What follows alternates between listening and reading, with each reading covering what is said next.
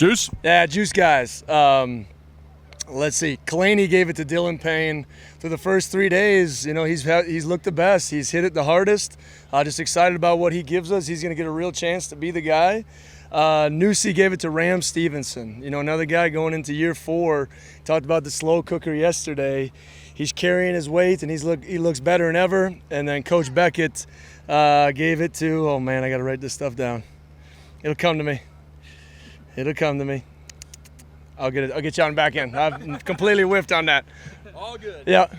You mentioned DP there, and obviously we've seen all 4 guys, DP, Wayshawn, Leo, and Javensky rotate in. But you would say you think Dylan has had the best first 3 days of those guys? Yeah, I mean, this is the first padded day, so it's hard. And a running back really has his merit when the live bullets come flying, come next Saturday. So he's done the best job of hitting things downhill and running the way we want it done. But it's going to be a fierce competition. I know that going forward. You've had a chance to, I know, probably look at some of the young-on-young stuff from the first 2 days. When we talked the first day, you mentioned Chris Barnes, you mentioned Evans, you mentioned AJ. Anyone else kind of stand out on the tape? Well, a guy that probably won't crack the lineup now but has been doing an amazing job is Xavier Thorpe.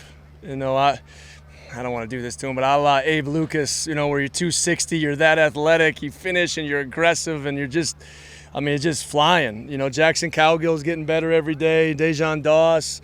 Kamani Jackson really comes to mind now I think about it. His communication levels and his kind of maturity just really stands out. So those guys have been doing a good job so far. We talk a lot about competition and guys competing.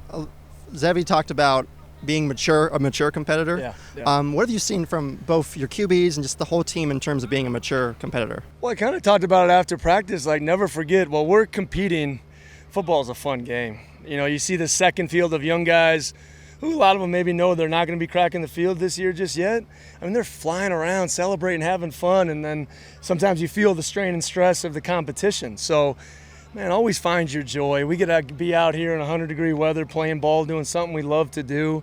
Those guys know we got to make big decisions. But at the end of the day, they've all supported their teammates, and they're sharing in our vision.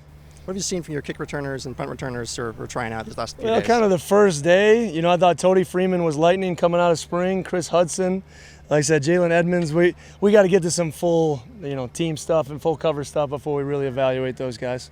For Hudson, how have you seen him, obviously coming over from Oregon, big program, but fitting right in? How has he contributed to your team dynamic, and what have you seen from him?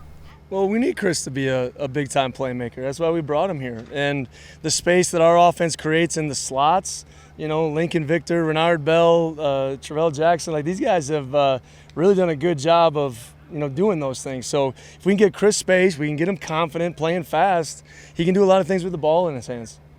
Speaking of Lincoln, what's he doing back here? How did that work out? Lincoln's kind of just in between what he wants to do right now, waiting on that call. I told him until then, you're here training. He's going to be a fantastic coach. I'm just putting it out there. Just his energy, his attention to detail. He's flying around.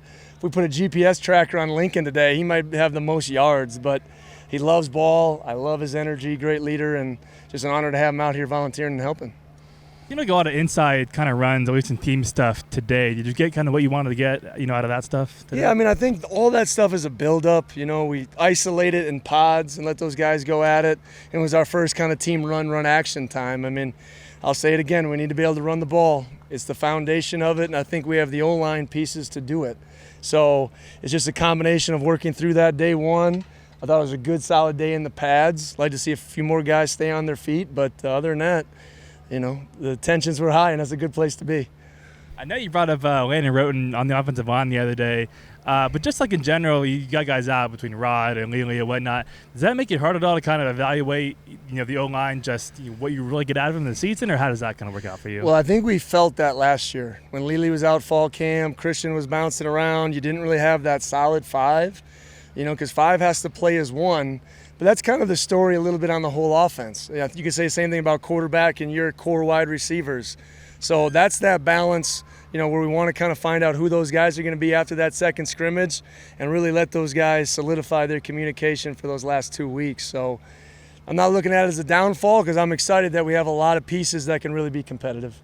And then I was just curious about Chris Barnes. What do you see out of him right now? Well, I said Chris comes from a mature program in North Shore. He has the speed and athleticism, and he has a tremendous mindset that's allowing him to kind of grasp our scheme and go out there and play. So just like any other freshman, really highs, some lows, and we're just going to work through that consistency. But just to see him up on that top field playing is a big deal for a young kid.